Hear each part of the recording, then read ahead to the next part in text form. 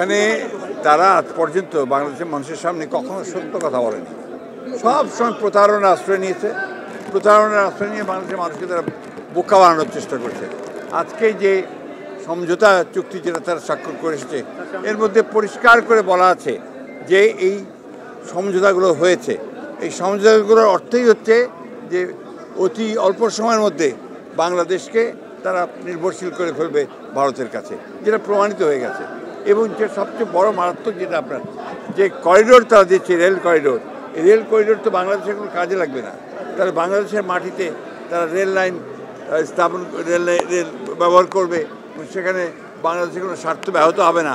অন্যান্য বিষয়গুলো আকাশ, স্থল, নৌপথে সবখানেই তারা আজকে তাদেরকে সেই পার্টনারশিপ দিয়ে দিয়েছে। পার্টনারশিপে আমাদের কোনো আপত্তি নেই, কানেক্টিভিটিতে কোনো আপত্তি নেই। সেখানে বাংলাদেশ কী পেল সেটাই হচ্ছে প্রধান। আমরা তো এখানে কিচ্ছু পাইনি। আমাদের যে পানির হিস্সা, সেই হিস্সাটাতে আমরা পাইনি। তিস্তা নদীর পানি আমরা পাইনি।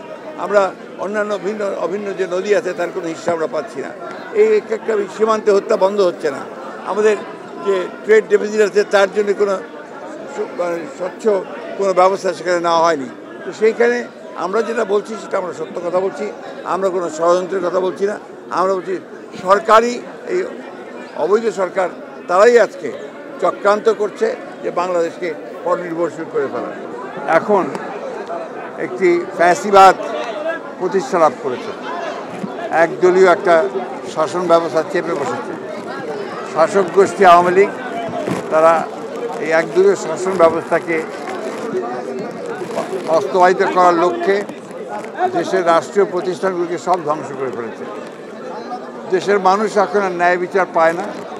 দেশের মানুষ এখন অর্থনৈতিক দিক দিয়ে অত্যন্ত কষ্টের মধ্যে আছে এবং এখানে সত্যিকার অর্থে আইনের কোনো শাসন নেই, সুশাসন নেই। সব মিলিয়ে বাংলাদেশ একটা ব্যর্থ রাষ্ট্রে পরিণত হয়েছে। আমরা আজকে এখানে আমাদের বিজ্ঞ আইনজীবীরা এসেছিলেন, তারা এই শপথই নিয়েছেন যারা দেশে একটা আইনের শাসন প্রতিষ্ঠার জন্য, গণতন্ত্র প্রতিষ্ঠার জন্য তারা সর্বোচ্চ ত্যাগ স্বীকার করবেন। দৃষ্টি আসতেছে বলেন। এখন জয়নাল সাহেব বলেন কিছু।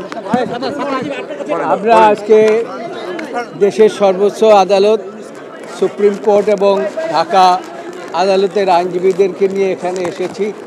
আমাদের আজকে এখানে শহীদ রাষ্ট্রপতি জিয়াউর রহমানের প্রতি, আত্মার প্রতি শ্রদ্ধা নিবেদন করে আমরা আমাদের কর্মসূচি শুরু করব এবং দেশে আইনের শাসন, গণতন্ত্র এবং বিচার বিভাগের স্বাধীনতার জন্য আমরা আজকে শপথ নিয়েছি।